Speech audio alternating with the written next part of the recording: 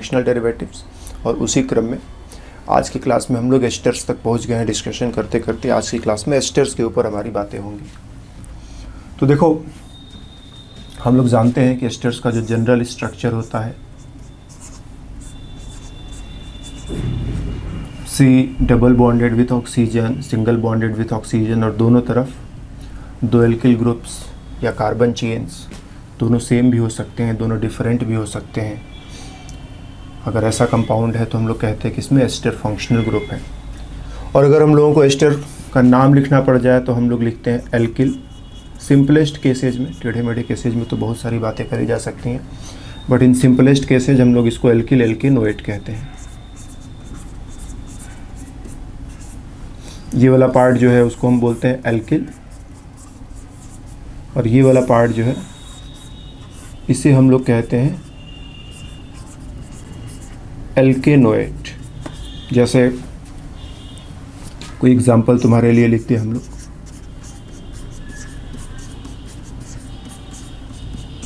इधर एक alkyl group लगा दिया, C double bond O, single bond O। चलो इधर भी एक एल्किल ग्रुप लगा दिया। यहीं से दो पार्ट में कर लो। ये हो गया तुम्हारा एल्किल और ये हो गया तुम्हारा एल्केनोएट।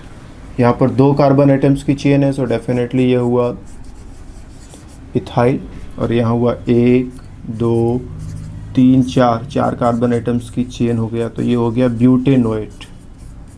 और ध्यान देना, पूरा नाम जब पढ़ोगे तो ब्यूटेनोएट इथाइल मत पढ़ना, इथाइल ब्यूटेनोएट पढ़ना।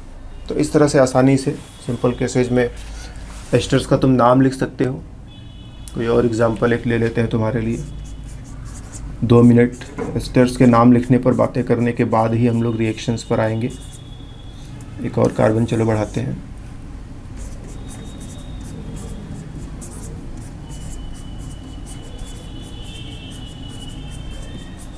जैसे हमें इस एस्टर का नाम लिखना हो तो फिर से यहीं से दो पार्ट में मन के अंदर सोच लो।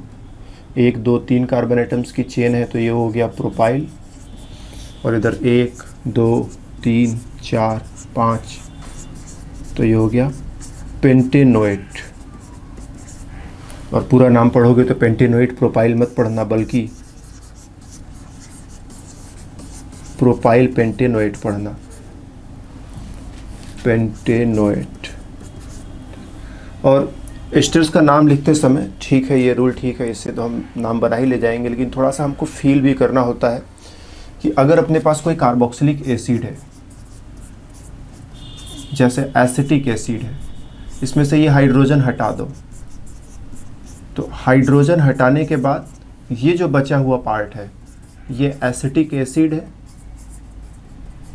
और ये एसीटेट ग्रुप है।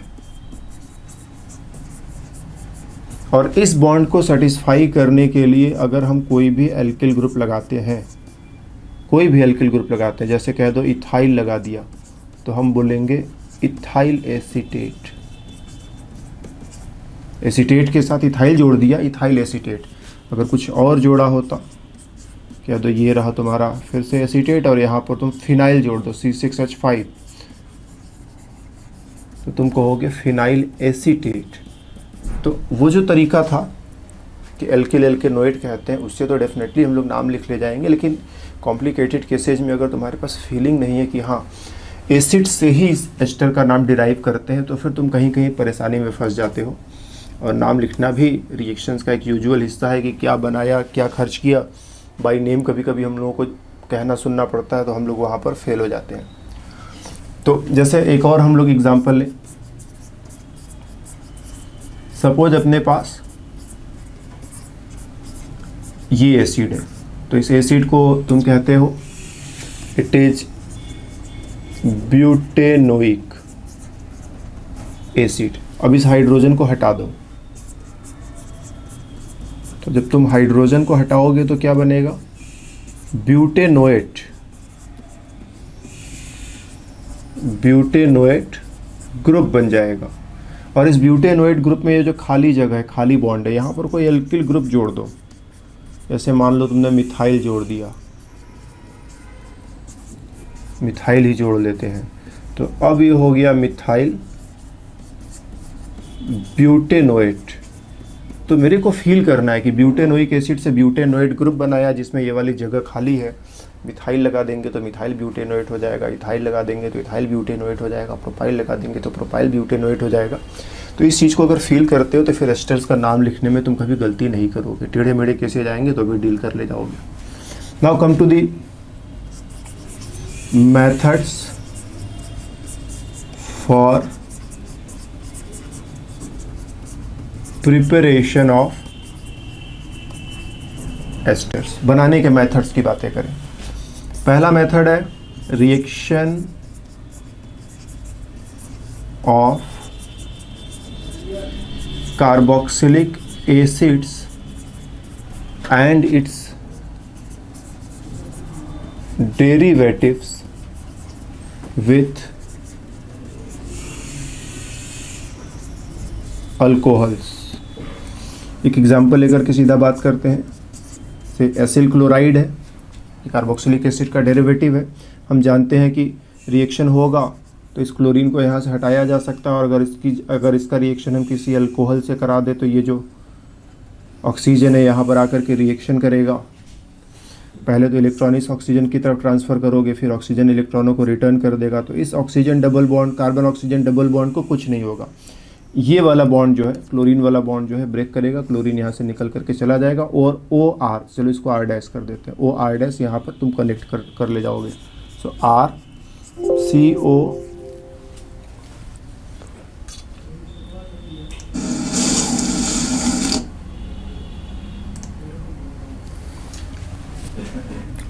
ये वाला पार्ट ओ आर डैश यहाँ पर कनेक्ट हो जाएगा।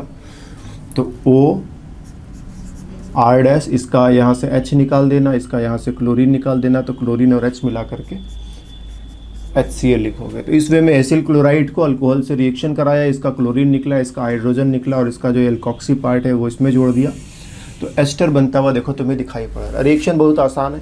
एसिल क्लोराइड हम लोग जानते हैं बहुत रिएक्टिव होते हैं, क्लोरीन आसानी से निकल जाता है, तो एस्टर भी आसानी से बन जाएगा। बस इतना करना पड़ेगा कि ये जो HCl निकलेगा इसको पकड़ने के लिए पिरिडीन का इंतज़ाम कर लेना। HCl गैस होता है ना, तो तुम रिएक्शन कर रहे हो, HCl तुम्हारे रिएक्शन मिक्सचर से बाहर निकल रहा है, बाहर निकल कर इधर उधर हवा में घुल जाएगा, सांस लोगे तुम्हारे अंदर चला जाएगा, फिर तुम HCl स्ट्रॉन्ग एसिड होता है तुम्हारे अंदर जाएगा तो तुम्हें डैमेज करेगा। तो अपने आप को बचाने के लिए, अपने आसपास लोगों को बचाने के लिए, एटमॉस्फेयर को अनपॉल्यूटेड रखने के लिए HCl को बाहर नहीं भागने देना है। पिरिडीन लगा देंगे। पिरिडीन होता है बेस, HCl होता है एसिड। ये बेस है, एसिड को पकड़ लेगा और उसको बाहर नहीं जाने देगा। तो एसिल क्लोराइड को अल्कोहल के साथ रिएक्शन करा के हम आसानी से एस्टर तक पहुंच सकते हैं। इसी तरह से अगर हमारे पास एनहाइड्राइड भी रहे तो हम लोग जानते हैं कि एसिल क्लोराइड और एनहाइड्राइड के रिएक्शंस में कोई बहुत अंतर नहीं होता है। पिछले 2 क्लासेज में हम लोगों ने एसिल क्लोराइड और एनहाइड्राइड को जितना जाना है, हम जानते हैं कि इसमें क्लोरीन निकल जाएगा और इसमें ये वाला पार्ट निकल जाएगा, और कोई भी न्यूक्लियोफाइल आएगा वो आकर के यहाँ पर रिएक्शन करेगा। कोई भी न्यूक्लियोफाइल आएगा वो आकर के यहाँ पर रिएक्शन करेगा। तो अगर हम अल्कोहल का रिएक्शन यहाँ पर करा करके एस्टर बना सकते हैं, तो डेफिनेटली R-OH अल्कोहल का रिएक्शन यहाँ पर भी करा करके एस्टर बना सकते हैं। तो हम लोग एक एनहाइड्राइड फ्रेश लिख लेते हैं और इस एनहाइड्राइड को किसी अल्कोहल के साथ रिएक्शन करने का मौका देंगे। ये आएगा यहीं पर रिएक्शन करेगा, ये निकल जाएगा, इधर से H हटा देना, तो H और ये वाला पार्ट बाहर निकल गया, और ये हिस्सा और ये हिस्सा जोड़ दो आपस में, इसको चलो R डैश कर दो। सो RCOOR एस्टर बन गया। और बाहर निकलने वाले हिस्से में इसको H के साथ जोड़ दो तो RCOOH। फिर से एक एसिड बना है, तो इसको न्यूट्रलाइज करने के लिए यहाँ पर भी पिरिडीन का इस्तेमाल किया जा सकता है कि एसिड बन रहा है, और अगर वोलाटाइल है, वेपर बना सकता है, तो इधर उधर भागेगा, लोगों को परेशान करेगा, तो हम इसको भागने नहीं देंगे। इसको पकड़ने के लिए पिरिडीन उसमें मिला देंगे और ये भागने नहीं पाएगा। कार्बोक्सिलिक एसिड, अगर हमारे पास कार्बोक्सिलिक एसिड हो और इसको किसी अल्कोहल के साथ रिएक्शन करने का मौका दे, ये यहाँ पर रिएक्शन करेगा, ये ग्रुप निकल जाएगा, तो इसका OH और इसका H मिला करके निकालो, और एस्टर प्लस H2O। ये OH अच्छा लिविंग ग्रुप नहीं होता है। अल्कोहल वगैरह पढ़ते समय हम लोगों ने डिस्कशन किया है कि OH अच्छा लिविंग ग्रुप नहीं होता, और इसको अच्छा लिविंग ग्रुप बनाने के लिए एसिडिक मीडियम की ज़रूरत पड़ती है। तो ये रिएक्शन एसिडिक मीडियम और हीट की मदद से हम करा पाएंगे, सीधे सीधे नहीं हो पाएगा। तो इस तरह से acyl chloride, anhydride, carboxylic acid, इन सब को अल्कोहल के साथ रिएक्शन करा रहे हैं। नियरली एक जैसा रिएक्शन है और सभी में एस्टर एस्टर एस्टर बनता चला जा रहा है। तो कार्बोक्सिलिक एसिड और उसके डेरिवेटिव्स को अल्कोहल से रिएक्शन करा के हम एस्टर में बदल सकते हैं। तो क्या हम एक एस्टर को दूसरे एस्टर में बदल सकते हैं? यहाँ पर ज़रा ध्यान देना। अपने पास एक एस्टर पहले से है, हम चाहते हैं कि इसका रिएक्शन अल्कोहल से कराएं, इसको R डबल डैश कर दिया। तो हम लोग जानते हैं ना, कोई भी न्यूक्लियोफाइल आएगा, यहाँ पर रिएक्शन करेगा और इसको निकल करके चले जाना है। तो वो न्यूक्लियोफाइल एक अल्कोहल भी तो हो सकता है, ये आएगा, यहाँ पर रिएक्शन करेगा, ये निकल करके चला जाएगा, तो OR डैश जाएगा और OR डबल डैश आएगा। तो as a result COOR double dash, मतलब पहले यहाँ पर एक दूसरा एस्टर था, यहाँ पर R डैश हुआ करता था, रिएक्शन के बाद R डबल डैश हो जाएगा, मतलब दूसरा एल्किल ग्रुप या कार्बन चेन आ जाएगा। बाहर निकलने वाली चीज़ में R डैश O और इसका H पकड़ लो तो R डैश OH। और जैसे OH अच्छा लिविंग ग्रुप नहीं होता है, वैसे ही OR भी अच्छा लिविंग ग्रुप नहीं होता है। एल्किल ग्रुप है यहाँ पर R की जगह। OH जैसे अच्छा लिविंग ग्रुप नहीं होता, ये भी अच्छा लिविंग ग्रुप नहीं होता है। उसी तरह से H प्लस एसिडिक मीडियम और हीट का इंतज़ाम करोगे, ये न्यूक्लियोफाइल को हटा देते हैं। तो एक एस्टर है, उसको अल्कोहल से रिएक्शन कराया, एक नया एस्टर बन गया, मतलब एक एस्टर से दूसरा एस्टर। और जब इस तरह का रिएक्शन होता है कि एक एस्टर तुमने खर्च किया, दूसरा एस्टर बना लिया, तो हम लोग कहते हैं ट्रांस एस्टरिफिकेशन। इस रिएक्शन को नाम देते हैं ट्रांस एस्टरिफिकेशन। तो एस्टर को भी अल्कोहल के साथ रिएक्शन करा के हम लोग दूसरे एस्टर में बदल सकते हैं। तो हमारे डिस्कशन के अकॉर्डिंग हम लोग जानते हैं कार्बोक्सिलिक एसिड होता है। कार्बोक्सिलिक एसिड के 4 फंक्शनल डेरिवेटिव्स होते हैं, COCl, COO, COR, anhydride,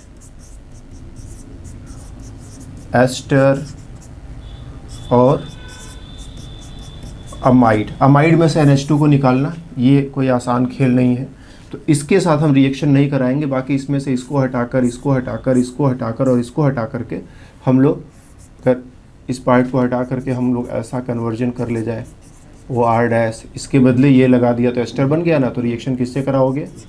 R dash OH, acidic medium, और हीट भी चाहिए सपोर्ट के लिए। क्लोरीन तो फटाफट अपने से निकल जाता है, सो R डैश OH काफ़ी है, और ये देखो एस्टर बन गया। ये ग्रुप भी लगभग अपने आप निकल जाता है आसानी से। तो अल्कोहल काफ़ी है और फिर से एस्टर बन गया। ठीक, साथ में बाई प्रोडक्ट क्या क्या बनेगा सोचते रहना। इसको निकाला और दूसरा OR लगाना है यहाँ पर, तो R डबल डैश OH के साथ रिएक्शन कराया, ये यहाँ से टूटा, ये यहाँ से टूटा, इसको ला करके इसमें जोड़ दिया, तो COOR डबल डैश एस्टर बन गया। इससे एस्टर बनाने का प्लानिंग हम लोग नहीं करेंगे। तो कार्बोक्सिलिक एसिड से एस्टर बना सकते हैं, एसिल क्लोराइड से एस्टर बना सकते हैं, एनहाइड्राइड से एस्टर बना सकते हैं, इवन एक एस्टर से दूसरा एस्टर बना सकते हो, जिसको ट्रांस एस्टरिफिकेशन कहते हो। तो ये हुआ एक मेथड जिससे हम लोग एस्टर्स को बनाने के बारे में सोच सकते हैं। उसके अलावा एक दूसरा मेथड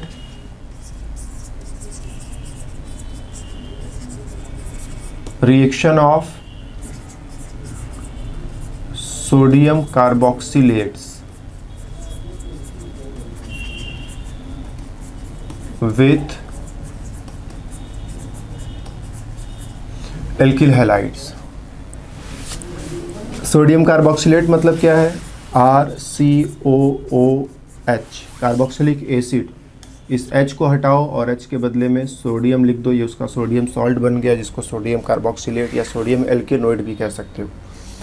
और इसका रिएक्शन तुम करा दो किसी एल्किल हैलाइड से, जैसे मान लो तुमने मिथाइल आयोडाइड से ही करा दिया। बहुत सिंपल ले रखा है।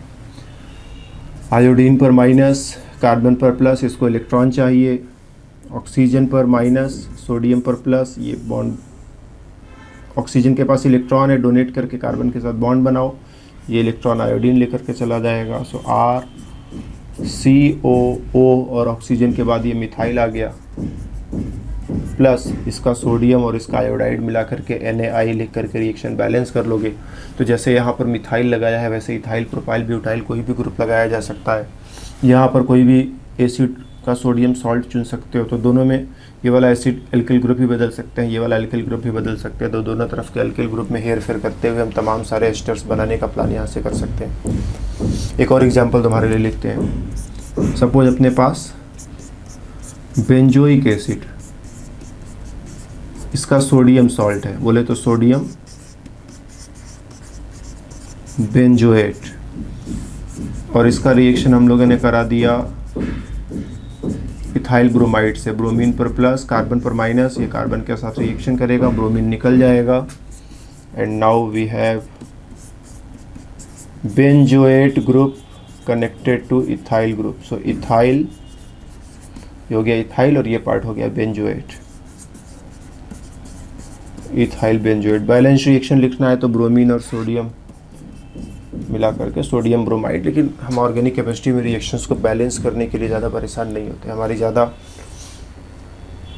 एनर्जी इस बात में, ज़्यादा एनर्जी हमारी इस बात में खर्च होती है, हम ये सोचते हैं कि रिएक्टेंट क्या था, प्रोडक्ट क्या बना, रिएजेंट क्या खर्च किया, तो क्या क्या मिलाया, और मेन ऑर्गेनिक प्रोडक्ट क्या बना। ये फालतू NaBr, HBr, ये सब छोटे मोटे मॉलिक्यूल्स आते जाते रहते हैं, इनको इग्नोर भी कर देते हैं पूरी तरह से, तो कोई गलती नहीं माना जाता।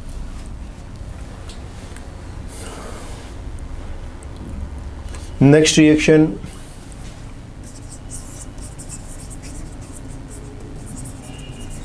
Reaction of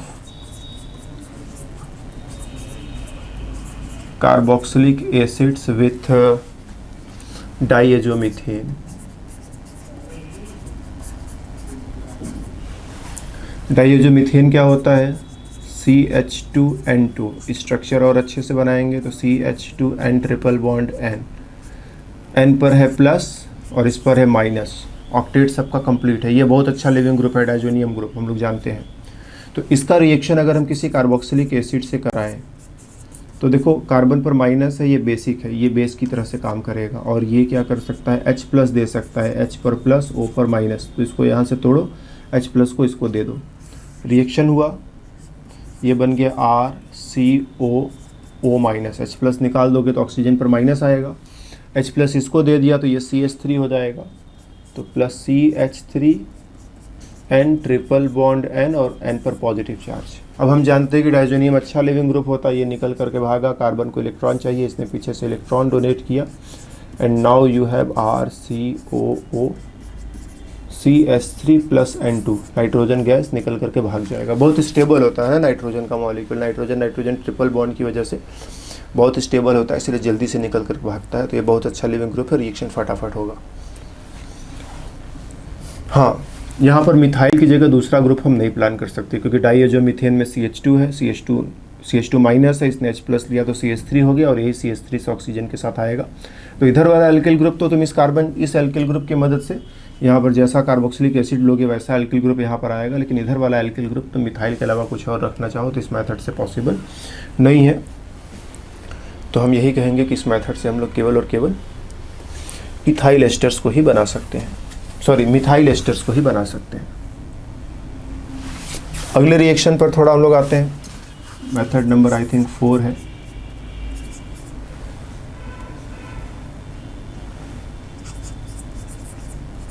टिशेंको reaction.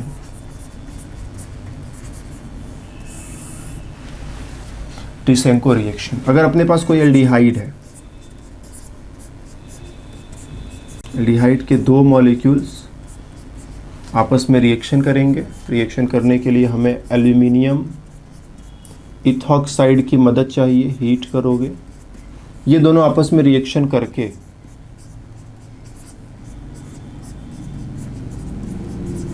एक इस तरह का एस्टर बनाएंगे, ठीक। RC double bond O, oxygen CH2R।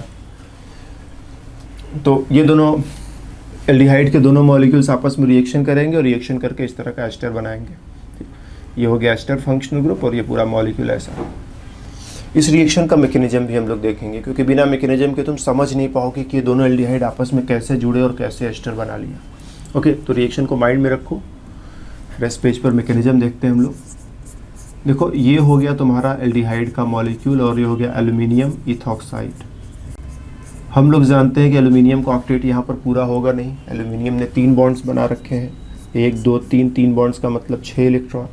कोई लोन पेयर भी नहीं है एल्यूमिनियम के पास, तो 6 इलेक्ट्रॉन है, मतलब 2 इलेक्ट्रॉनों की ज़रूरत है ऑक्टेट के लिए। और अगर कोई एनीथिंग XYZ जिसके पास लोन पेयर है डोनेट करेगा तो एल्यूमिनियम लोन पेयर को एक्सेप्ट करेगा। जो लोन पेयर एक्सेप्ट करता है तुम उसको लेविस एसिड कहते हो। जो लोन पेयर डोनेट करता है तुम उसको लेविस बेस कहते हो। तो यहाँ पर ऑक्सीजन के पास लोन पेयर है, एल्यूमिनियम को इलेक्ट्रॉन चाहिए, ये बेस ये एसिड रिएक्शन हो गया। सो RC double bond O AlO ethyl group 3 बार लिख दिया। ऑक्सीजन ने लोन पेयर दिया है सो इस पर प्लस, एल्यूमिनियम ने लोन पेयर लिया है सो इस पर माइनस। ये हाइड्रोजन वैसे ही लिख दो। अब जब ऑक्सीजन पर पॉजिटिव चार्ज आ गया तो पॉजिटिव चार्ज आने के बाद क्या करेगा? ऑक्सीजन इलेक्ट्रॉन खींचेगा कि इलेक्ट्रॉन डोनेट करेगा? तो आंसर है पॉजिटिव चार्ज है, उसको इलेक्ट्रॉन चाहिए, वो इलेक्ट्रॉनों को खींचेगा। तो इसने इलेक्ट्रॉनों को अपनी तरफ खींचा, इसकी वजह से कार्बन को ही परेशानी। अब कार्बन को इलेक्ट्रॉन चाहिए क्योंकि कार्बन पर पॉजिटिव चार्ज आने लगा। एल्डिहाइड का दूसरा मॉलिक्यूल यहीं पर आएगा। दूसरे मॉलिक्यूल में ऑक्सीजन के पास लोन पेयर है, इसने अपना लोन पेयर इस कार्बन को डोनेट कर दिया। तो देखो, एल्डिहाइड का एक मॉलिक्यूल और दूसरा मॉलिक्यूल एक दूसरे से कंबाइन होने जा रहे हैं, तो बना RC। इलेक्ट्रॉन ऑक्सीजन को देंगे तो सिंगल बॉन्ड हो जाएगा, इलेक्ट्रॉन ऑक्सीजन को देंगे तो पॉजिटिव चार्ज ख़त्म हो जाएगा। तो oxygen single bonded, positive charge ख़त्म कर दिया, ये सारा चीज़ वैसे ही बना दो।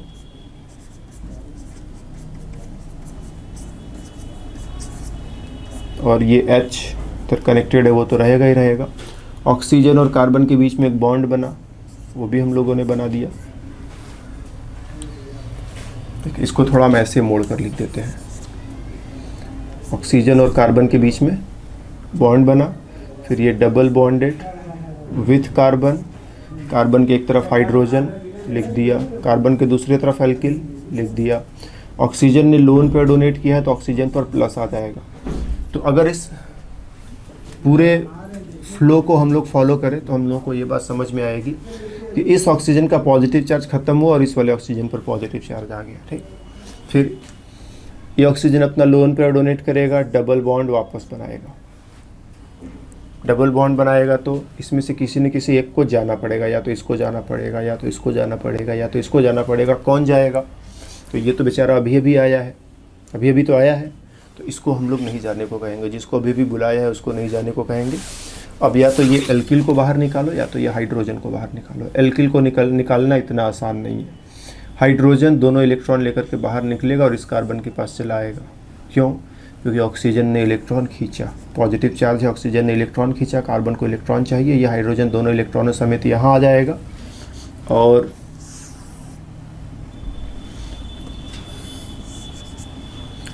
इस स्कीम से आगे बढ़ें तो R कार्बन, ये ऑक्सीजन का double bond, lone pair donate किया है तो पॉजिटिव चार्ज, ये पीछे का खेल तमाशा वैसे ही लिख दिया जाए, AlOET 3 टाइम्स। ये सिंगल बॉन्डेड ऑक्सीजन, उसके बाद ये बॉन्ड भी डबल बॉन्ड था लेकिन इलेक्ट्रॉन ऑक्सीजन ने लिया तो सिंगल बॉन्ड हो जाएगा। साथ ही साथ ये पॉजिटिव चार्ज भी न्यूट्रल हो जाएगा। कार्बन, ऑक्सीजन के बाद सिंगल बॉन्ड से कार्बन, कार्बन के साथ एक H है वो लिख दिया, एक R है वो भी ये H है वो लिख दिया, एक R है वो भी लिख दिया, और यहाँ से हाइड्रोजन इलेक्ट्रॉनों समेत आकर के यहाँ पर लाकर जोड़ दिया है वो भी लिख दिया। और जानते हो ऑक्सीजन पर पॉजिटिव चार्ज है तो वो इस बॉन्ड को ब्रेक करके इलेक्ट्रॉन अपनी तरफ खींच भी सकता है। तो जैसे एल्यूमिनियम यहाँ पर जोड़ा था वैसे एल्यूमिनियम को यहाँ से तोड़ लिया, एल्यूमिनियम का काम ख़त्म हुआ, उसको यहाँ से हटा दिया जाएगा। सो RCO, ठीक, RCO, ऑक्सीजन न्यूट्रल हो जाएगा। फिर ये ऑक्सीजन, फिर ये कार्बन के साथ 2 हाइड्रोजन है तो CH2 और फिर ये R। तो यही वाला प्रोडक्ट है जो पिछले पेज पर हम लोगों ने बनता हुआ देखा था, राइट? यही है ना, यही बनाया था।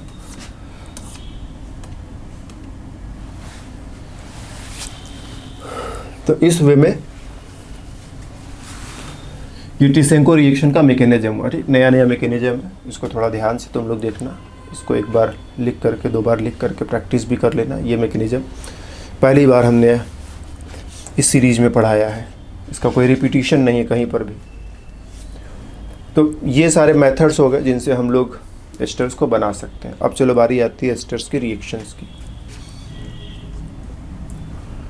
तो जैसा कि हम लोगों ने शुरू में ही पहला वाला क्लास जब तुमको पढ़ाया था, इंट्रोडक्शन क्लास, तो उसमें सारे कार्बोक्सिलिक एसिड और उसके सारे डेरिवेटिव्स को एक साथ हम लोगों ने देखा था कि उनका एक कॉमन रिएक्शन है न्यूक्लियोफिलिक एसाइल सब्स्टिट्यूशन, कि RCO, यहाँ पर कोई भी ग्रुप Y लगा हो, Y की जगह क्लोरीन हो सकता है, Y की जगह COR हो सकता है, Y की जगह OR- हो सकता है, Y की जगह NH2 हो सकता है, Y की जगह OH हो सकता है। अगर OH लगा दोगे तो कार्बोक्सिलिक एसिड बन जाएगा, क्लोरीन लगा दोगे एसिल क्लोराइड बन जाएगा, इसको लगा दोगे हाइड्राइड बन जाएगा, इसको लगा दोगे एस्टर बन जाएगा, इसको लगा दोगे अमाइड बन जाएगा।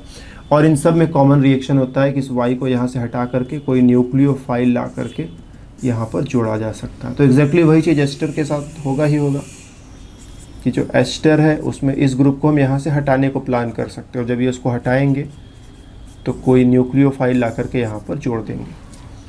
तो ये रिएक्शन एस्टर के साथ भी होता है। हम लोगों ने पिछले 2 क्लासेज में एसिल क्लोराइड के साथ ये रिएक्शन बार बार कराया, एनहाइड्राइड के साथ बार बार कराया, और इस क्लास में एस्टर के साथ ये रिएक्शन हम लोग खूब कराएंगे।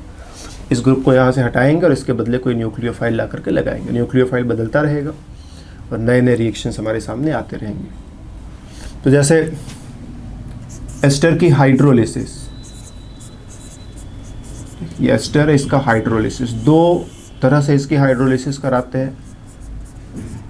हाइड्रोलिसिस मतलब पानी के मॉलिक्यूल से रिएक्शन कराओ, मन में सोच लो H पर प्लस और H पर माइनस, इसको यहीं से तोड़ने को सोच लो और इसको यहाँ से ब्रेक करो, यही निकल करके भागेगा।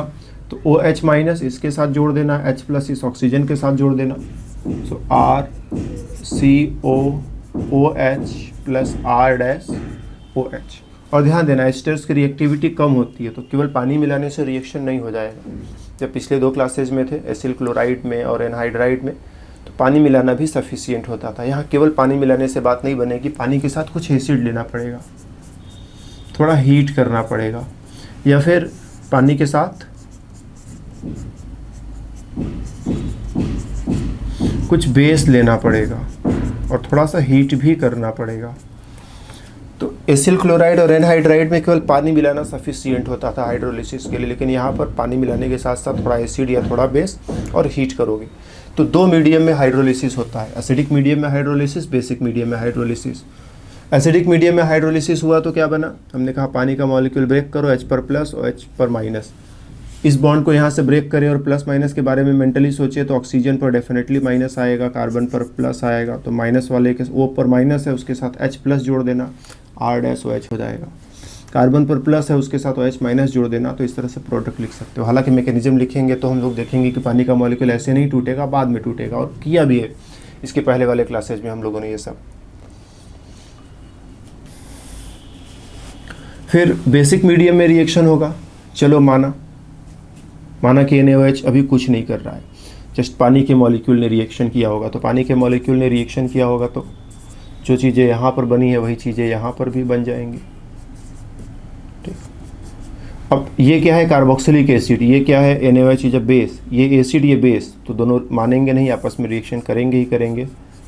तो एसिड और बेस करा दो, एसिड और बेस का रिएक्शन करा दो, सॉल्ट बन जाएगा, सॉल्ट प्लस वाटर, मतलब वाटर यहाँ पर कंज्यूम हुआ, वाटर यहाँ पर प्रोड्यूस हो गया। तो कुल मिलाकर के वाटर खर्च नहीं हुआ, NaOH खर्च हो जा रहा है, और कार्बोक्सिलिक एसिड नहीं बनेगा बल्कि उसका सोडियम सॉल्ट बनेगा। तो ये रिएक्शन जो है हम लिखते समय ऐसे लिख देते हैं कि ये तुमने खर्च किया एस्टर, एस्टर के साथ NaOH रिएक्शन करेगा और रिएक्शन करके RCOONA plus R dash O H बनाएगा।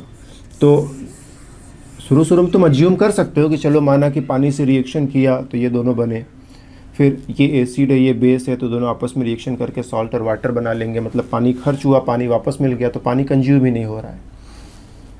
पानी खर्च हुआ और पानी वापस मिल गया तो पानी पर कोई फर्क नहीं पड़ा। NaOH खर्च हुआ, एसिड की जगह सोडियम सॉल्ट बन रहा है और अल्कोहल तो बना ही बना है, तो हम लोग ऐसे सीधे लिख देते हैं कि एस्टर ने सोडियम हाइड्रोक्साइड से रिएक्शन किया, इसको यहाँ से ब्रेक कर लेना, इसमें इसका H जोड़ देना और ONA जो है कार्बन के साथ जोड़ देना, तो RCOONA। ठीक, इसका मैकेनिज्म भी हम लोग देखेंगे, दोनों ही रिएक्शंस के मैकेनिज्म देखेंगे कि एसिडिक मीडियम में हाइड्रोलिसिस होता है तो मैकेनिज्म क्या होता है, बेसिक मीडियम में हाइड्रोलिसिस होता है तो मैकेनिज्म क्या होता है।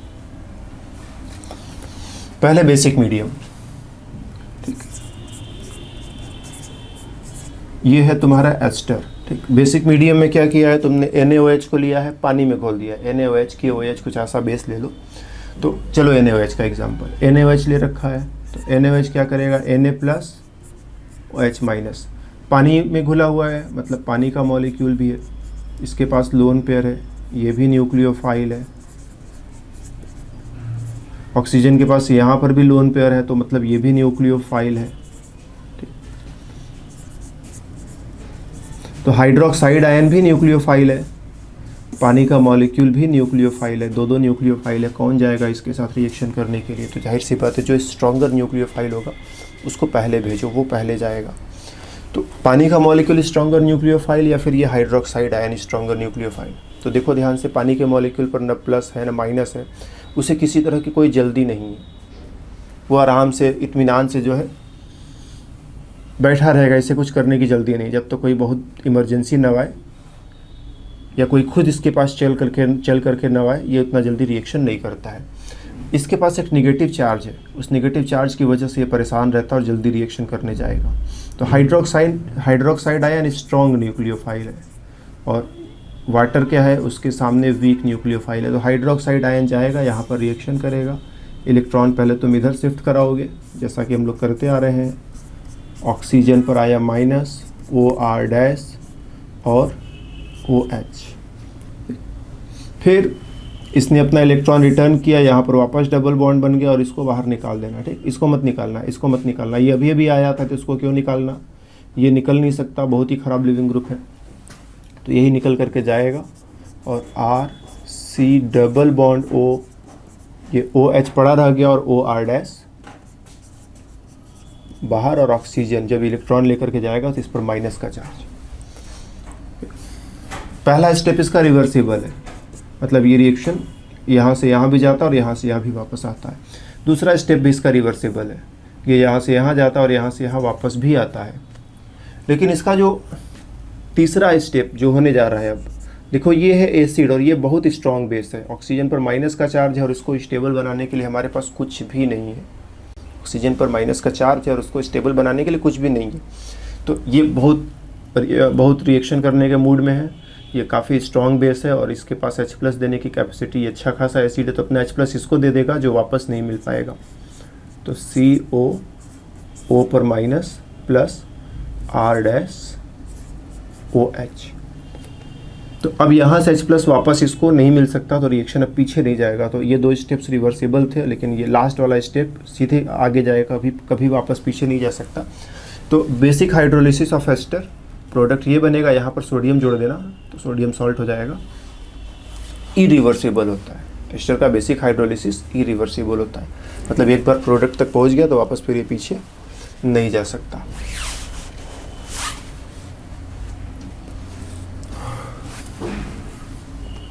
और अच्छा ठीक है, और वगैरह नहीं जोड़ते हैं, बस इतने पर ही रखते हैं, कभी बाद में हम लोग और को देख लेंगे।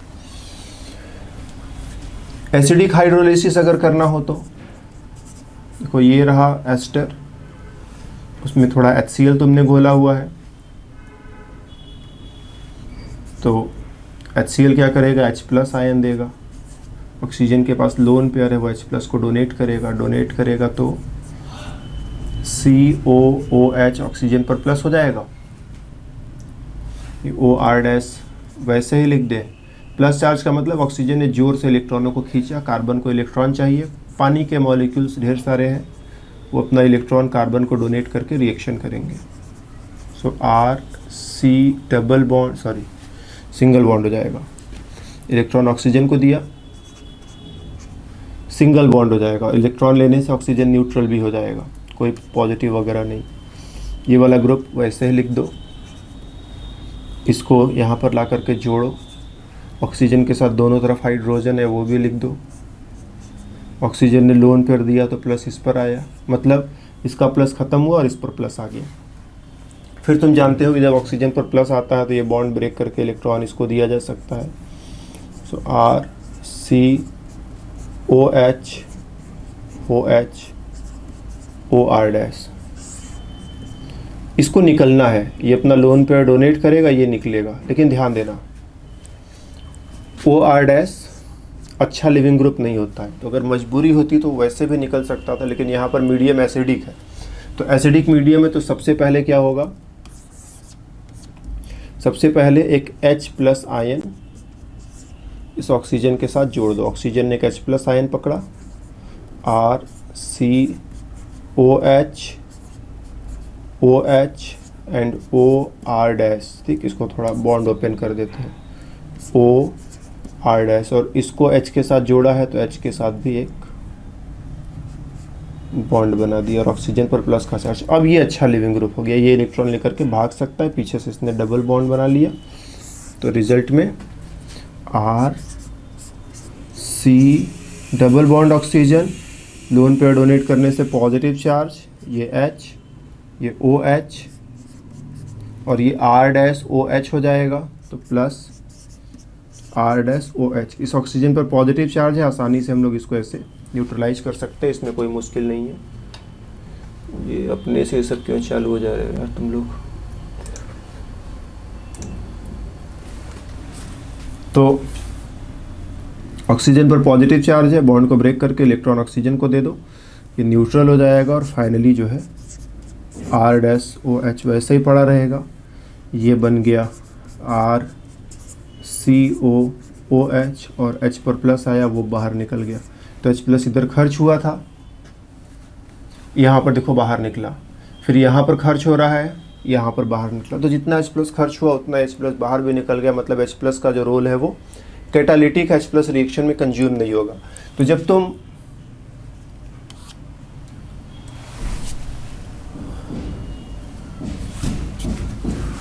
तुम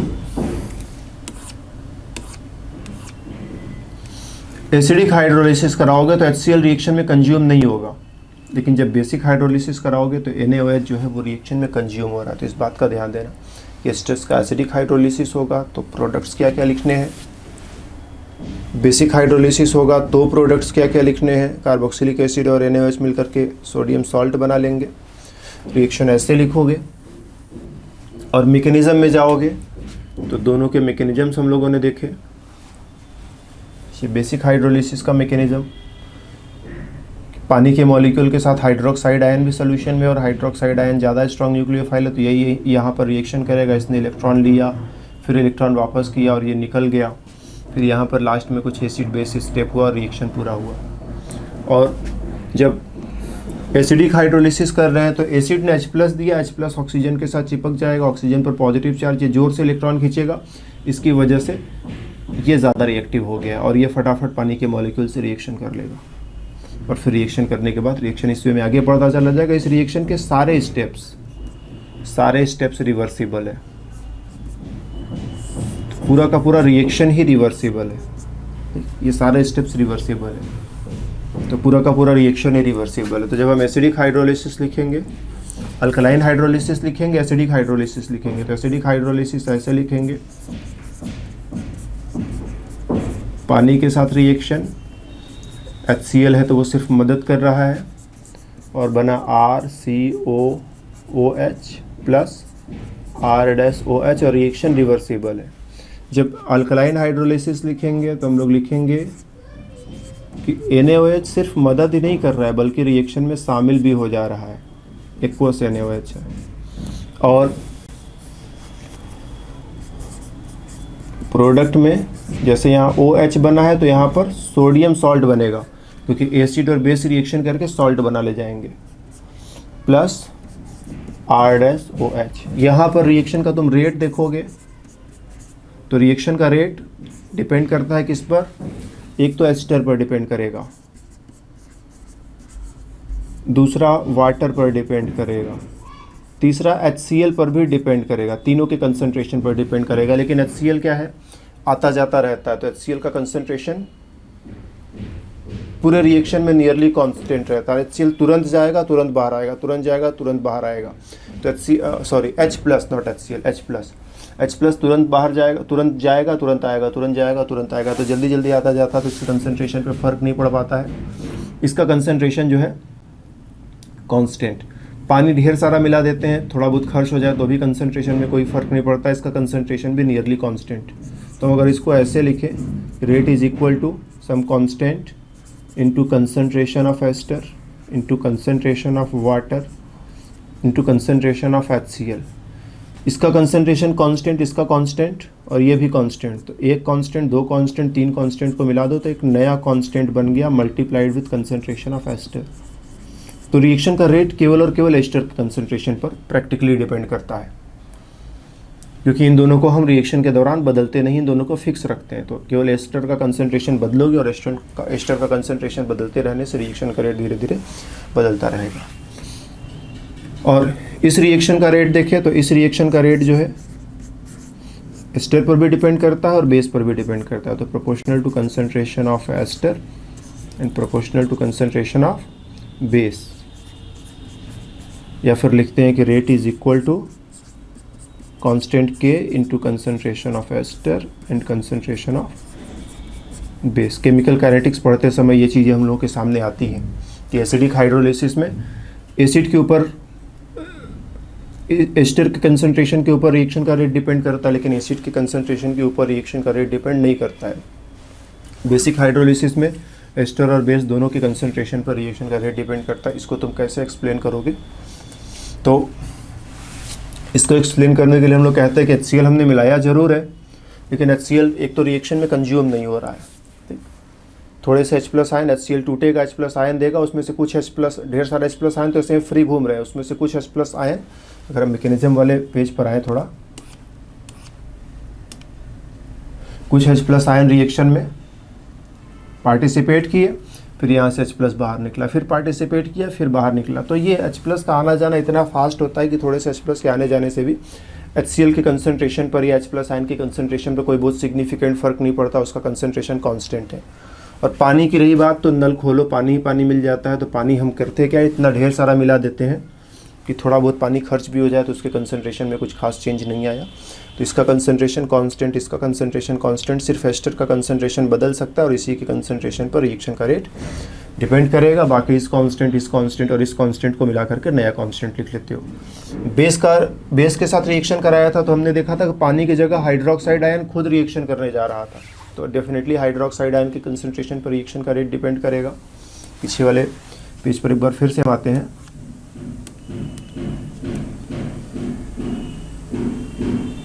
तो पानी की जगह हाइड्रोक्साइड आयन खुद रिएक्शन करने जा रहा था, तो रिएक्शन का रेट एस्टर पर और हाइड्रोक्साइड आयन दोनों पर डिपेंड करेगा। तो वैसे भी देखा जाए तो इसमें एक स्टेप, दो स्टेप, तीन स्टेप है। पहला स्टेप जो है वो स्लोवेस्ट या रेट डिटरमाइनिंग स्टेप RDS है। तो स्लोवेस्ट या रेट डिटरमाइनिंग स्टेप यही है जिसमें दोनों पार्टिसिपेट कर रहे हैं, तो दोनों पर रिएक्शन का रेट डिपेंड करना ही करना है। तो बेसिक मीडियम में हाइड्रोलिसिस करोगे, बेसिक मीडियम में हाइड्रोलिसिस करोगे तो रिएक्शन का रेट एस्टर और बेस दोनों पर डिपेंड करेगा। एसिडिक मीडियम में हाइड्रोलिसिस करोगे तो रिएक्शन का रेट एस्टर पर डिपेंड करेगा, लेकिन वाटर या HCl वगैरह के कंसंट्रेशन पर डिपेंड नहीं करेगा। तो ये थोड़ी काइनेटिक्स में हम लोग चले गए। हम लोग को मेन अपने रिएक्शन पर बने रहना है। हम लोग यहाँ रिएक्शंस को पढ़ने के लिए जुटे हुए हैं। तो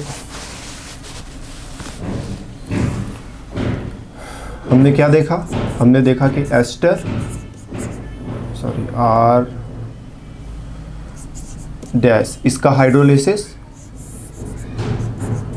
वाटर और HCl से भी करा सकते हैं और वाटर और NaOH या KOH से भी करा सकते हैं। बाकी चीज़ें तुम अपने से जो पीछे पढ़ाई हैं उसी को रिकॉल कर लो। रिएक्शंस में थोड़ा आगे बढ़ते हैं। एस्टर का रिएक्शन अमोनिया से होने देते हैं, ठीक।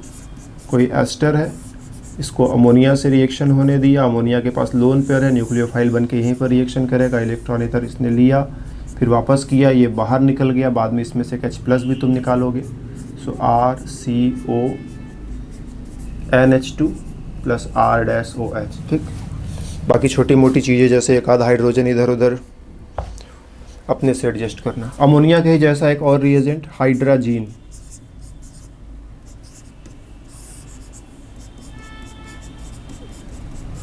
NH2 नाइट्रोजन ने लोन पर डोनेट किया और वही रिएक्शन फिर से एक बार रिपीट कर लो। तो CONH2 प्लस R-OH, इसको बोलेंगे एसिड हाइड्राजाइड।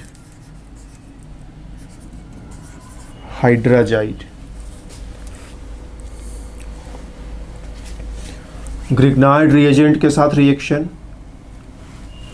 एस्टर है, इस बार कोई एस्टर बाई नेम लेते हैं। ठीक, ऐसे ही कुछ भी नहीं ले लेते हैं। चलो अच्छा सा बेंजीन रिंग लगाते हैं, CO। चलो यहाँ पर हमने इथाइल ग्रुप ले लिया, और किसी ग्रिग्नार्ड रिएजेंट जैसे कि मिथाइल मैग्नीशियम ब्रोमाइड या फिर दूसरे ऑर्गेनोमेटेलिक जैसे CH3Li, मिथाइल लिथियम वगैरह भी चुन सकते हो। मिथाइल पर माइनस, लिथियम पर प्लस, मिथाइल पर माइनस, मैग्नीशियम पर प्लस, तो इसको लो तब भी मिथाइल माइनस मिलेगा, इसको लो तब भी मिथाइल माइनस मिलेगा। ऑर्गेनोमेटेलिक कंपाउंड्स जो होते हैं उनमें मेटल पर प्लस होगा, कार्बन पर माइनस होगा। तो हमको निगेटिव कार्बन चाहिए तो हम लोग ऑर्गेनोमेटेलिक कंपाउंड्स का इस्तेमाल करते हैं, राइट। ये न्यूक्लियोफाइल का काम करेगा, या फिर ये लिया है तो ये भी न्यूक्लियोफाइल का काम करेगा, दोनों में से कोई भी ले सकते हैं। ये गया यहाँ पर रिएक्शन किया, पहले इलेक्ट्रॉन उधर गया, फिर वापस आया और ये ग्रुप निकल गया। तो अपने इस मॉलिक्यूल पर नज़र रखो, क्या बना, बेंजीन रिंग तो वैसा ही रहेगा, CO, ये CH3 जाकर यहाँ कनेक्ट हो गया, रिएक्शन यहीं पर रुकेगा नहीं। फिर से ये मिथाइल मैग्नीशियम ब्रोमाइड या मिथाइल लिथियम जो भी लिया है, दोनों में से कोई भी तुम ले लो, फिर से एक बार रिएक्शन होगा ही होगा। और मिथाइल लिथियम, तो ये दोबारा रिएक्शन करेगा, ऑक्सीजन इलेक्ट्रॉन लेगा, लेकिन इस बार वापस नहीं कर पाएगा। क्यों नहीं वापस करेगा, ऑक्सीजन पर माइनस, एक मिथाइल, दो मिथाइल, क्योंकि जब ये इलेक्ट्रॉन वापस करेगा तो इन तीनों में से कोई निकलने को तैयार नहीं होगा। सो यहीं पर इसको रुकना पड़ेगा। इसमें H प्लस मेरे को चाहिए, तो पानी का मॉलिक्यूल कब काम आएगा, इसमें थोड़ा पानी मिला दो। अकेले पानी से काम नहीं मिलता है, तो इसमें थोड़ा सा वीक एसिड भी मिला सकते हो, या फिर थोड़ा सा एसिड स्ट्रॉन्ग वीक कुछ भी मिलाओ, जैसे NH4Cl मिला दिया, ये भी H प्लस देने की कैपेसिटी रखता है, या थोड़ा सा HCl मिला दिया, तो मेनली पानी का मॉलिक्यूल भी काम कर जाता है। तो H प्लस अपने से तो नहीं निकलेगा, लेकिन हाँ ये H प्लस के साथ रिएक्शन करेगा तो OH बाहर निकल जाएगा। सो ये हो जाएगा, ध्यान देना H प्लस यहाँ से अपने से नहीं निकलता है, जब ये H प्लस को पकड़ेगा तब वो H बाहर निकलेगा। तो इस तरह से एस्टर का रिएक्शन ग्रिग्नार्ड रिएजेंट या फिर ऑर्गेनोलिथियम वगैरह से कराओगे तो एल्किल ग्रुप यहाँ, ये ग्रुप बाहर, पहले कीटोन बनेगा, फिर रिएक्शन कीटोन स्टेप पर रुकेगा नहीं, दोबारा फिर से ग्रिग्नार्ड रिएजेंट रिएक्शन करेगा, एल्किल ग्रुप अंदर, ऑक्सीजन पर माइनस, फिर इसको H प्लस दे देंगे तो ये अल्कोहल बन जाएगा। तो एस्टर्स और ग्रिग्नार्ड रिएजेंट या फिर ऑर्गेनोलिथियम वगैरह मिल करके एस्टर बना डालते हैं। Reaction with lithium aluminium hydride. Lithium aluminium hydride क्या करता है, अपने पिछले डिस्कशन से हम लोग जानते हैं, ये H माइनस ट्रांसफर करता है। तो ये ले लिया तुमने एस्टर,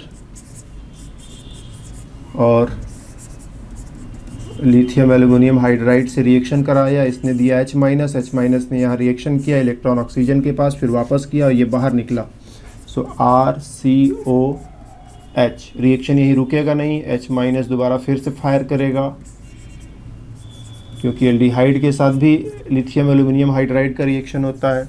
तो ध्यान से देखो तो ये एल्डिहाइड ही बना है, एल्डिहाइड के साथ, ठीक, ये एल्डिहाइड ग्रुप है, और एल्डिहाइड ग्रुप के साथ H माइनस का रिएक्शन दोबारा होता है। सो RC, ऑक्सीजन पर माइनस का चार्ज आएगा, ऑक्सीजन ने इलेक्ट्रॉन लिया, उस पर माइनस आया, H को जोड़ा तुमने कार्बन में, और बाद में इसको एक H प्लस देने के लिए पानी मिला दो, तुम्हारी मर्जी हो तो पानी के साथ थोड़ा सा एसिड भी मिला सकते हो, तो इसको H प्लस मिलेगा और ये हो जाएगा ROH, H एंड अल्कोहल बन गया, जिसको तुम ऐसे भी लिख सकते हो RCH2OH। तो लिथियम एल्यूमिनियम हाइड्राइड इसका रिडक्शन करेगा, ये RCH2OH बना। और ये जो निकला RO डैश, जब इसको H प्लस दे रहे होगे तो इसको भी H प्लस मिल जाएगा, तो ये भी R डैश OH में बदल जाएगा। तो ये उधर जो है H प्लस एक्सेप्ट करके ROH में। चलो यहाँ पर डाइल्यूट HCl हम लोग लिख लेते हैं ना कि डाइल्यूट HCl मिला है। तो H प्लस आयन इसको भी मिला, इसको भी मिला, इधर से एक अल्कोहल, इधर से दूसरा अल्कोहल। इसी रिएक्शन को हम लोग अगर ऐसे लिख लें कि RCOOR dash lithium aluminium hydride, पहले बाद में क्या मिलाया, डाइल्यूट HCl, यहीं से ये टूट जाएगा। ये वाला पार्ट RCH2OH और ये वाला पार्ट R डैश OH। तो एक अल्कोहल इधर, एक अल्कोहल इधर, दो अल्कोहल हम लोगों को इस रिडक्शन से मिलेंगे। एक अल्कोहल इधर वाले एल्किल ग्रुप से और दूसरा अल्कोहल इधर वाले एल्किल ग्रुप से। तो दोनों तरफ के एल्किल ग्रुप्स एक एक अल्कोहल को बनाने के काम देंगे। ओके, रिएक्शन हमने देखा, तो हमने देखा कि जब इसका रिडक्शन हो रहा था तो यहाँ से बीच में एल्डिहाइड बना हुआ है, फिर एल्डिहाइड के बाद आगे और रिडक्शन हुआ है, तब जाकर के अल्कोहल बना हुआ है। तो क्या रिएक्शन एल्डिहाइड स्टेप पर रोका जा सकता है? तो आंसर है यस, रोका जा सकता है, लेकिन हमको थोड़ा उपाय करना पड़ेगा। उपाय क्या है कि हम लोग, रिडक्शन हो रहा है, ध्यान देना, ये एस्टर है, इसने H माइनस से रिएक्शन किया तो बना RCOH, फिर H माइनस से दोबारा रिएक्शन किया तो बन गया RCH2O माइनस। हम चाहते हैं कि रिएक्शन यहीं पर रुक जाए, तो हम लिथियम एल्यूमिनियम हाइड्राइड का इस्तेमाल नहीं करेंगे, बल्कि डाइबाल H का इस्तेमाल करेंगे। एल्डिहाइड्स के मेथड्स फॉर प्रिपरेशन में इसको हमने डिस्कस किया हुआ है। डाइबाल H क्या होता है? डाई मतलब दो, डी मतलब दो बार, डाई आइसोब्यूटाइल तुम जानते हो, ये है आइसोब्यूटाइल ग्रुप। ठीक, इसको दो बार, एक बार और एक बार और लिख देते हैं हम लोग। एक बार और लिखो, दो बार एल्यूमिनियम के साथ और एक बार हाइड्राइड, तो दो बार ये हो गया। We call it di isobutyl aluminium hydride. ये थोड़ा कम रिएक्टिव है, ये जो है थोड़ा कम रिएक्टिव है। लिथियम एल्यूमिनियम हाइड्राइड ज़्यादा रिएक्टिव होता है ना, ये लिथियम का भी इसमें हाथ होता है, तो ये ज़्यादा रिएक्टिव है। डाइबाल H कम रिएक्टिव है। कम रिएक्टिव है तो इसके साथ रिएक्शन कंट्रोल कर सकते हैं। तो डाइबाल H के साथ -78 डिग्री सेल्सियस पर हम लोग रिएक्शन कराते हैं और रिएक्शन कंट्रोल में रहेगा और यहीं पर रुक जाएगा। तो यहाँ से हम लोग ऐसे बना ले कि एस्टर का रिडक्शन हम करा रहे हैं lithium aluminium hydride and dilute HCl और डाइबाल H, दोनों ही हाइड्राइड देते हैं, die isobutyl aluminium hydride. First step और सेकंड स्टेप इसमें भी कह दो हम डाइल्यूट HCl मिलाएंगे। तो इसमें रिएक्शन एल्डिहाइड स्टेप पर रुक जाएगा और इसमें पहले तो एल्डिहाइड बनेगा और फिर बाद में आगे चल करके ये अल्कोहल तक पहुंच जाएगा। तो अल्कोहल तक पहुंचना है तो लिथियम एल्यूमिनियम हाइड्राइड इस्तेमाल करो, एल्डिहाइड पर रुक जाना है तो डाइबाल H का इस्तेमाल करो। तो केवल इसको हटाना है और H लगा देना है, तो डाइबाल H, और फिर इससे भी आगे जाना है तो लिथियम एल्यूमिनियम हाइड्राइड का इस्तेमाल करके ऐसा किया जा सकता है। इसके अलावा एस्टर्स का रिडक्शन करोगे तो इसमें हम लोग सोडियम और इथेनॉल का भी इस्तेमाल कर सकते हैं। सोडियम और इथेनॉल मिलकर के भी रिएक्शन करेगी। सोडियम क्या होता है, बहुत एक्टिव मेटल होता है, ये फटाफट इलेक्ट्रॉन लूज कर सकता है, तो डायरेक्ट इलेक्ट्रॉन से रिडक्शन होता है, सीधा इसको इलेक्ट्रॉन मिलेगा, बॉन्ड ब्रेक करेगा, ऑक्सीजन इलेक्ट्रॉन दोनों अपनी तरफ लेगा,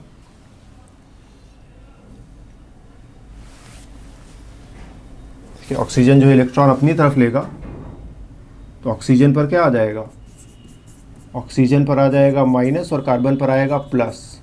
ठीक, और कार्बन को 2 इलेक्ट्रॉन दोगे, 1 इलेक्ट्रॉन दोगे फिर 1 इलेक्ट्रॉन और दोगे, 2 इलेक्ट्रॉन दोगे। 1 इलेक्ट्रॉन से ये न्यूट्रल हो जाएगा, दूसरे इलेक्ट्रॉन से कार्बन पर नेगेटिव चार्ज आ जाएगा RCO माइनस, कार्बन पर भी माइनस। और जब इस पर माइनस आ जाएगा तो इसको H प्लस चाहिए। इथाइल अल्कोहल में ये ETOH, H पर प्लस O पर माइनस, टूट करके H प्लस दे सकता है, तो यहाँ पर H प्लस जोड़ोगे, H प्लस जोड़ोगे तो R, O पर माइनस,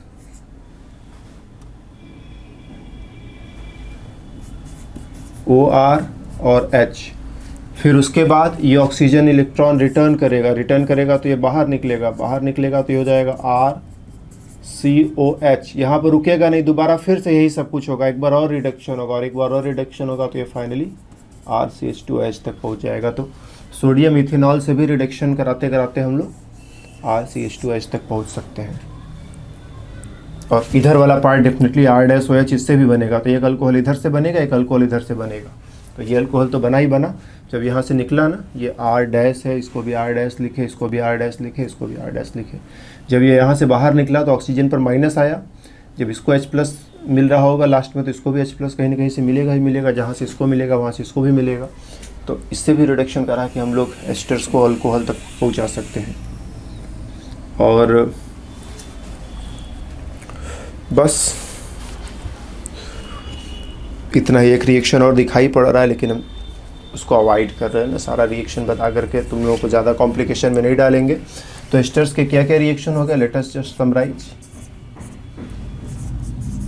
तो हमने एस्टर्स को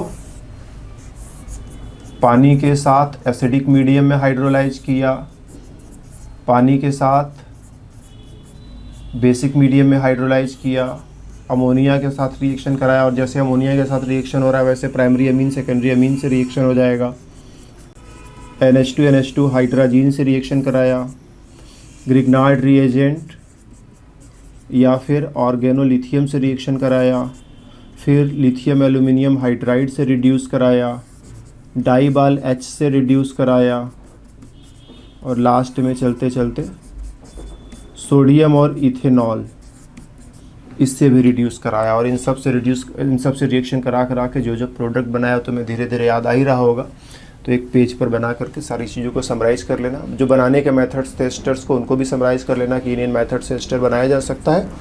ये एस्टर्स के रिएक्शन और मैकेनिज्म तो दिमाग लगा करके लिखने की बात है, वो कोई याद नहीं करता है ना, वो तुम याद कर भी नहीं सकते। समझोगे, समझ में आ गया तो बाद में तुम लिखते चले जाओगे। 1-2 बार प्रैक्टिस कर लोगे कि हाँ सही से लिख रहे हैं ना, तो 2-4-10 मैकेनिज्म सही से लिखने के बाद फिर उसके बाद ये प्रैक्टिस करने की ज़रूरत नहीं होती।